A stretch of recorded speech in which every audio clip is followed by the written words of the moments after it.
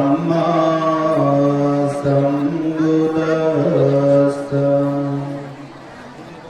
नमो तस्स भगवतो अरहतो सम्मा सम्बुद्दस्स। महाकारुणिक तथागत सम्यक संबुद्ध,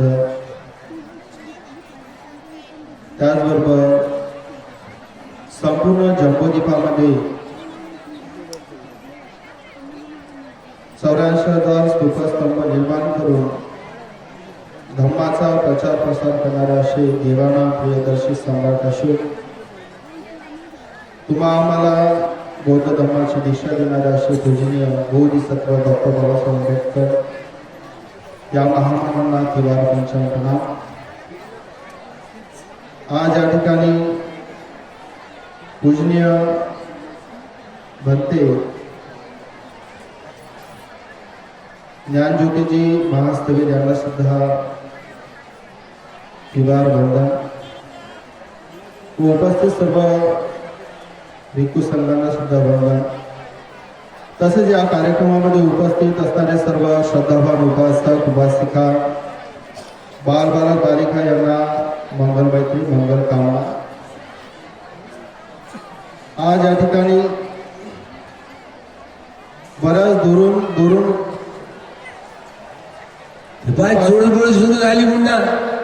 उपासक वर्ग सूचना होती। क्षमा खोब्रागडे यांना बोबडे या बेवडे मॅडम आहेत, त्या कुठेतरी इथे हरपल्या आहेत, तर त्यांनी या बोधी वृक्षाखाली यायचं आहे।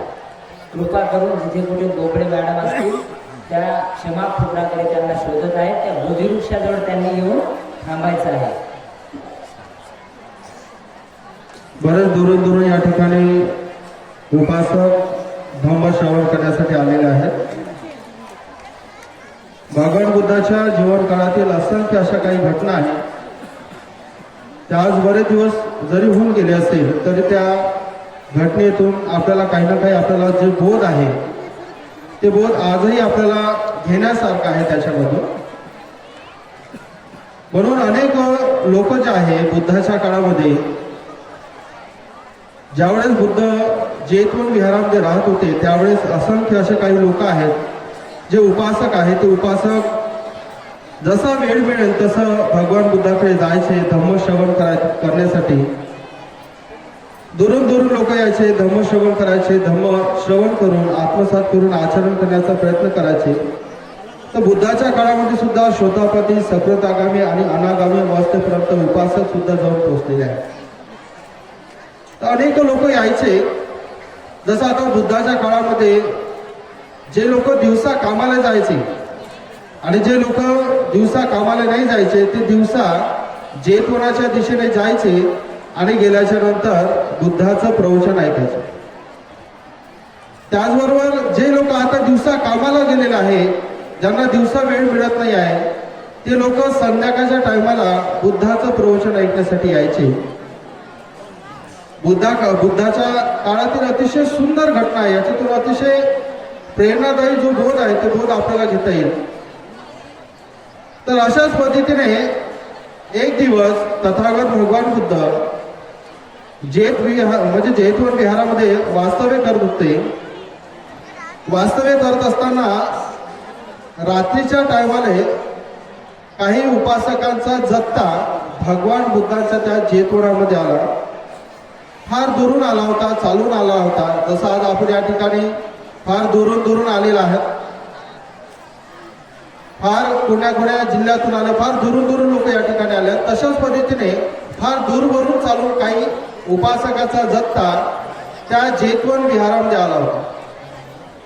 आता आल्याच्या नंतर ते आले आणि आल्याच्या नंतर भगवान बुद्धाला त्यांनी वंदन केलं। वंदन केल्याच्या नंतर बुद्धाच्या पुढे बसले आणि बुद्धाला विनंती करू लागले की भगवान, आम्ही फार दुरून आलेलो आहोत, आम्ही फार मोठं असं तुमचं नाव ऐकलेलं आहे की भगवान बुद्धाचा धम्म हा मनुष्याला सुख देणारा आहे।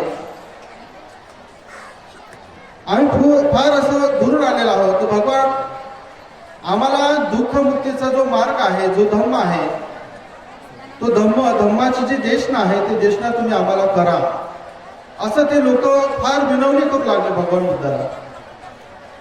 आता भगवान बुद्धाला विनवणी करत असताना आता भगवान बुद्ध हे कोणाची मनस्थिती कशी आहे हे बादच ओळखत होते. तर त्या जो दत्ता भगवान बुद्धाकडे आला होता आणि ते विनंती करताय भगवान बुद्धाला की भगवान आम्हाला काहीतरी सांगा, धम्म सांगा काहीतरी, आम्ही फार दुरून आलेला आम्हाला काहीतरी सांगा धम्म. भगवान बुद्धाने त्यांची मनस्थिती ओळखली की हे फार दूरवरून आलेले लोक आहेत, थकलेले आहेत, भागलेले आहेत. म्हणून भगवान बुद्ध मौनच राहतात, बोलतच नाही. पुन्हा ते उपासक लोक विनंती करतात, भगवान आम्ही फार दूर आलेलो आहोत, आम्हाला काहीतरी धम्म सांगा, काहीतरी धम्माची देशना द्या. भगवान बुद्ध दुसऱ्यांदा सुद्धा शांतच राहिले, काहीच बोलले. तिसऱ्यांदा सुद्धा खूप विनंती करू लागले आणि त्या तिसऱ्यांदा विनवणी केल्याच्या नंतर भगवान बुद्ध आपल्या प्रवचनाला सुरुवात करतात. आता प्रवचनाला सुरुवात करतात आणि प्रवचनाला जसं सुरुवात होते आणि प्रवचनाला सुरुवात होऊन जेमथेम अर्धा एक तास होतो आणि जसा अर्धा एक तास झाला आहे, बुद्ध आता बोलतच आहे, धम्मदेशना करतच आहे. तर धम्मदेशना करत असताना त्याचे उपासक लोक आहेत, त्यांचं बुद्धाच्या वचनाकडे, बुद्धाच्या धम्माकडे, बुद्ध काय सांगत आहे याच्याकडे कोणाचंही लक्ष नव्हतं. काही लोक होते फार दूरवरून चालून आले होते, काही लोक तर जागी डुलक्या मारत. काही लोक असे होते थोडं ऐकत होते पण अर्धवट झोपेत होते, ते अर्धवट झोपेत. आता काही लोक जागे तर होते, त्यांना झोप येत होते, जागे तर होते, पण बुद्धाच्या एकही शब्दाकडे त्यांचं लक्ष नव्हतं. त्यांचं मन कुठंतरी भटकलेलं होतं, त्यांचं मन कुठंतरी भटकले होतं. आणि अर्धे काही जे लोक होते म्हणजे त्यांचं जरासही नाही, बुद्ध आता सांगत आहे आणि आपण त्यांचं काही दुसरंच चालू आहे, सामान्यात चिवडण असंच करून तसं, म्हणजे दुसरंच काहीतरी चालू आहे. आता बुद्ध प्रवचन चालूच आहे, बुद्धाचं प्रवचन चालूच आहे. मग आता तिथं बाजूनच असणारे आनंद भंते, जे भगवान बुद्धांचे सेवक होते, ते आनंद भंते जे बुद्धाकडे येतात आणि म्हणतात की भगवान किती सुंदर प्रवचन तुम्ही करता, किती सुंदर सांगत आहात. मी आजपर्यंत अशी धम्मदेशना कधीही ऐकली नाही होतं, अतिशय सुंदर. पण मला एक समजत नाही आहे भगवान की तुम्ही सांगत कोणाला आहे. तुम्ही हे जे सुंदर धम्मदेशना तुम्ही आज इथे म्हणजे सांगत आहात, एवढी सुंदर धम्मदेशना तुम्ही केलेली आहे, पण हे तुम्ही सांगत कोणाला आहे. इथं कोणीच नाही आहे, इथं कोणीही नाही आहे, हे सांगत कोणाला आहे. तर भगवान बुद्ध आनंद भंतेजीकडे पाहतात, आनंद भंतेजीकडे पाहतात, स्मित हास्य करतात आणि भगवान बुद्धाच्या मुखातून एक वाक्य निघते. ते वाक्य म्हणजे अतिशय महत्वपूर्ण वाक्य आहे. भगवान बुद्ध आनंद भंतेला सांगतात की आनंद, धम्म श्रवण करणे ही साधी गोष्ट नाही आहे. धम्म श्रवण करणे ही साधी गोष्ट नाही आहे. धम्म श्रवण करणे ही सुद्धा एक प्रकारची कला आहे. धम्म श्रवण करणे हे एक प्रकारची कला आहे आणि ती कला सहजासहजी कोणाला गवसता येत नाही, सहजासहजी ते कोणाला जमत नाही. तर भंते आनंद भगवान बुद्धाला प्रश्न करतात, का बरं भगवान, का ही धम्म श्रवण करण्याची जी कला आहे हे सहजासहजी लोक का ग्रहण करू शकत नाही.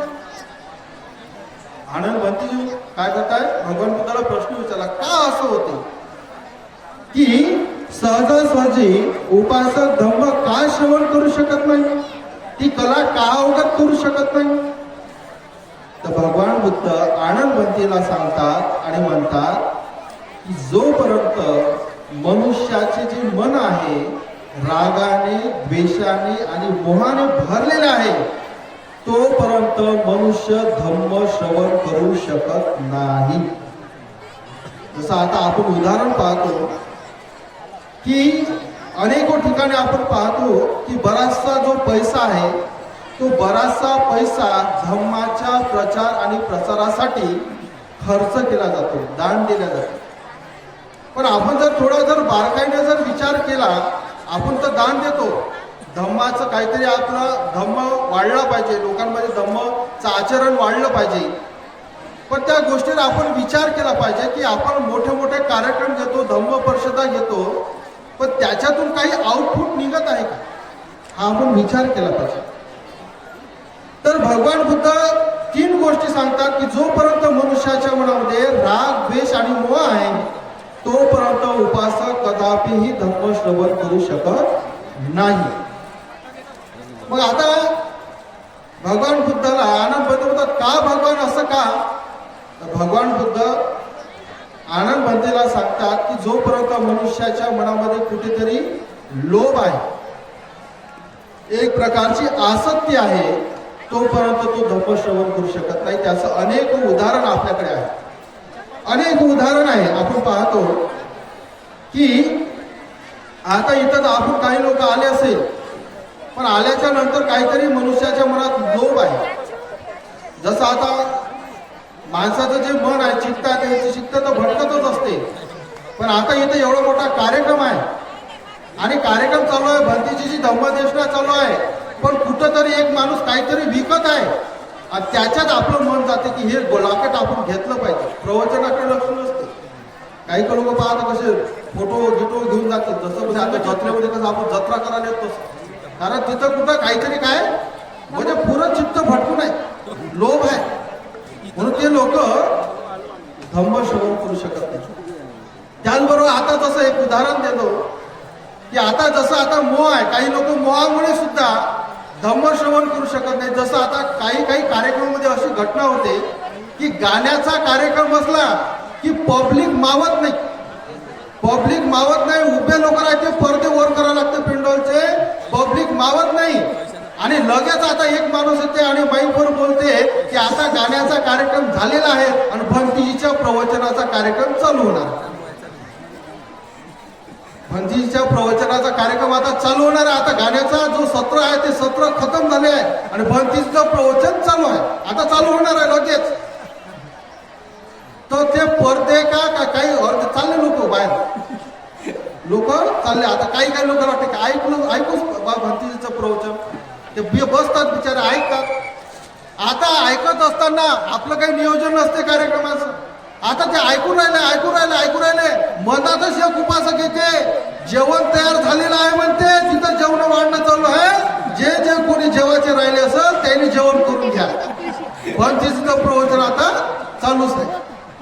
अर्धे लोक गाणे ऐकणारे जे लोभान आहे, गाण्याच्या लोभानं आलेलो ते तर पहिले गायब झाले.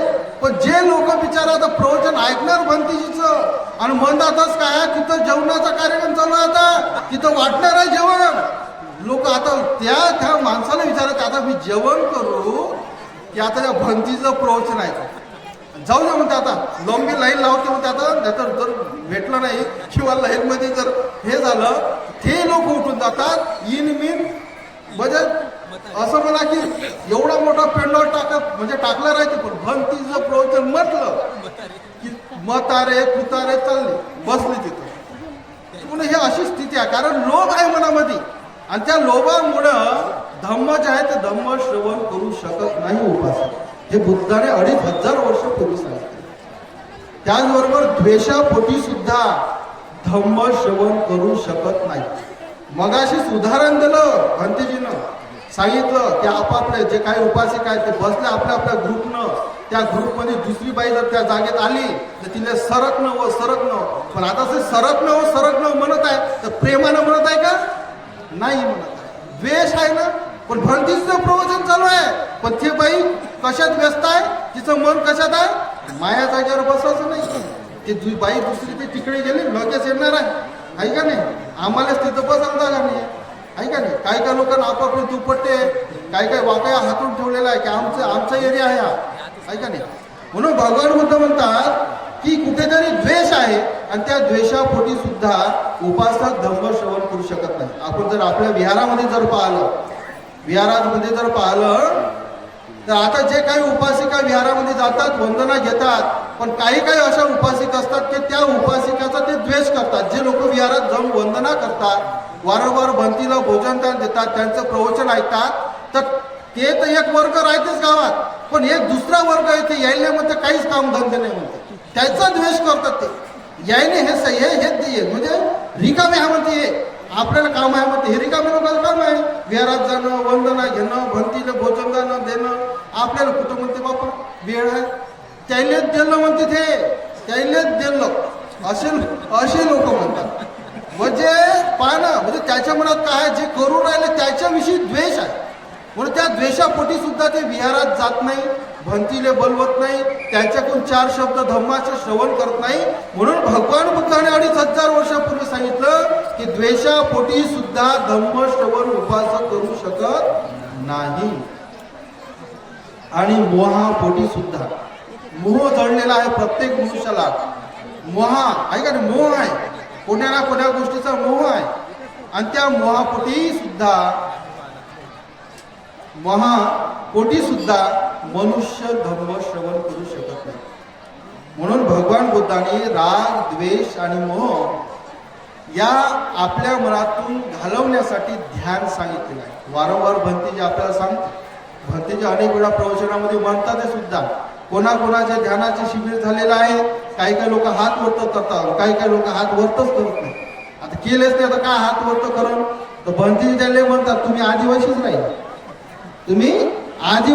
तुम्ही शिबिर केलंच नाही, तुम्ही आदिवासीच राहिले, मागच राहिले, भंतेजी म्हणतात त्याला. म्हणून आपल्या मनातील राग, द्वेष, मोह हा जर घालवायचा असेल, मनाला जर शांत करायचं असेल, तर ध्यान हे विपश्यना हेच एक मार्ग आहे की त्या मार्गातून मनुष्य धम्माला जाणू शकतो. आता धम्माला हे कसं जाणता येते, तर धम्म हे चित्ताद्वारे, आचरणाद्वारे जाणता येतो. म्हणून आपण लक्षात घेतलं पाहिजे. आता मला सांगा, तुम्ही या ठिकाणी आले, तुमचं घर दार हे ते सर्व सोडून आले, काही लोक गाड्या करू आले, काही लोक वेळेतला वेळ काढून आले. कशासाठी आले तुम्ही? ऐका, तुम्ही रिकामे आहे म्हणून आले काय? नाही, तुम्ही कामाचेच आहात, पण तुम्ही कशासाठी आले? आपल्याला 4 गोष्टी धम्माच्या ऐकण्यासाठी मिळाल्या पाहिजे, धम्म आपल्यामध्ये आत्मसात झाला पाहिजे, यासाठी आपण आपला वेळेतला वेळ काढून या ठिकाणी येतो, भिक्खू लोकांच्या सानिध्यामध्ये येतो. पण आपलं मन असं तसं नाचवते, आपल्याला इकडे भटकवते तिकडे भटकवते. म्हणजे जो टाइमातला टाइम काढून तुम्ही धम्मासाठी आले, तो टाइम असाच गमावता. ऐका नाही, दुसऱ्या दिवशी आपल्या गाड्या भरल्या, फोटो घेतले, लॉकेट घेतले, निघाले रस्त्याने. म्हणून आपण विचार करा, तुम्ही वेळेतला वेळ काढून आलेला आहे, इथून आपण काहीतरी घेऊन गेलं पाहिजे, इथून धम्म जे आहे तर धम्म आपण समजून घेतला पाहिजे. यासाठी तुम्ही एवढ्या मोठ्या जंगलामध्ये इथं आलेला आहेत, भिक्खू संघाच्या सानिध्यामध्ये आलेला आहे. मोज मजा करण्यासाठी, इकडे तिकडे भटकण्यासाठी, फिरण्यासाठी नाही आलो आपण, ते इथं धम्म श्रवण करण्यासाठी आलेला आहोत. आणि धम्म श्रवण करण्यामध्येच आपला जास्तीत जास्त टाइम गेला पाहिजे. भंतीनं म्हणता एक शब्द म्हटला की आपलं म्हणजे भारत देशामध्ये भगवान बुद्धाचं सर्व काही झालेलं आहे. बुद्धाला ज्ञानप्राप्ती म्हणजे सिद्धार्थ गौतम बोधिसत्वाचा जन्म भारतातच झाला, ज्ञानप्राप्ती सुद्धा भारतातच झाली. त्यांचा पहिला उद्देश भगवान बुद्धाने भारतातच केला, त्यांचं महापरिनिर्वाण भारतातच झालं, सगळं झालं. पण भारताचेच लोक धम्माच्या विषयी कंगाल, समजून घेऊन नाही राहिले धम्म काय आहे. आणि इतर देश लोक आहेत, इतर देशामध्ये धम्माची किंमत म्हणजे त्या लोकांना कळत आहे. तिथं तुम्ही आम्ही केव्हा जातो, तिथं कुठल्या कार्यक्रमाला, तर ते जे उपासक लोक आहेत, ते उपासक लोक एखादा भिक्खू जर प्रवचन करत असेल तर शांत बसणार, अजिबात आवाज नाही. इथं बुद्ध वचन चालू आहे, धम्मदेष्टा चालू आहे, आणि आपण बोलत आहोत, तर हे बुद्धवाण्याचा फार मोठा अपमान आहे. तुम्ही तर धम्म श्रवण करून कुशल कर्म म्हणजे कुशल कर्म करण्यासाठी नाही, तिथं धम्म श्रवण चालू आहे, तुमचं आपसात बडबड चालू आहे, तर ते धम्माचा अवमान आहे, अपमान आहे. आणि तुम्हाला असं वाटत असेल की धम्माचा अवमान झाला पाहिजे, अपमान झाला पाहिजे, बोला, कुशल बोला, आपसात बोला, म्हणजे दिवस रात्र बोला. पण ज्यावेळेस आपण धम्माची देशना सुत्त पठण आपण चालू असते, बुद्धाच्या मुखातून निघालेले जे वचन आहे ते वचन इथं चालू असते, तर त्याचाही सुद्धा बुद्धाच्या मूर्तीचा आपण आदर करतो. पण बुद्धाच्या बुद्ध वचनाचा आदर करणे म्हणजे सुद्धा एक प्रकारची काय बुद्धाप्रती असणारी ही श्रद्धा आहे. जोपर्यंत बुद्ध वचनाप्रती भिक्खू लोकांनी जी धम्मदेशना दिलेली आहे त्या धम्मदेशनाविषयी तुमच्या मनामध्ये जर आदर नसेल तर काही कामाचं नाही. तुम्ही धम्माचा अवमान करत आहे, तुम्ही कुशल कर्म नाही करत आहे. तुम्ही काय करताय, बोलून चालून किंवा बडबड करून इकडे तिकडे फिरून तुमच्या हातून धम्माचा कुठेतरी अवमान होता. हे आपण लक्षात घेतलं पाहिजे, हे समजून घेतलं पाहिजे. आपण धम्माच्या या धम्म पेंडॉलमध्ये इथं आलेलो आहोत आणि ह्या सर्व गोष्टी आपण समजून घेतलं पाहिजे. म्हणून 2500 वर्षापूर्वी भगवान बुद्धाने सांगितलेलं आहे की जोपर्यंत माणसाच्या मनात राग, द्वेष, मोह आणि लोभ आहे तोपर्यंत मनुष्य धम्म श्रवण करू शकत नाही. आणि तोच राग, द्वेष, मोह घालवण्यासाठी आज आपण या ठिकाणी संगारामगिरीला इथं आलेला आहोत. आपलं चित्त स्थिर करण्यासाठी आलेला आहोत, आपल्या मनातील राग द्वेष कमी करण्यासाठी आलेला आहोत. तर आपलं संपूर्ण वेळ जो आहे तो वेळ धम्म श्रवण करण्यासाठी आपण गेला पाहिजे. म्हणून या धम्मपरिषदेच्या निमित्ताने या ठिकाणी भिक्खू संघाने मला बोलण्याची संधी दिली. त्यांच्या भिक्खू संघाप्रती मी खूप आभार व्यक्त करतो. आणि माझी धम्मदेशना तुम्ही सर्वांनी श्रवण करून घेतली.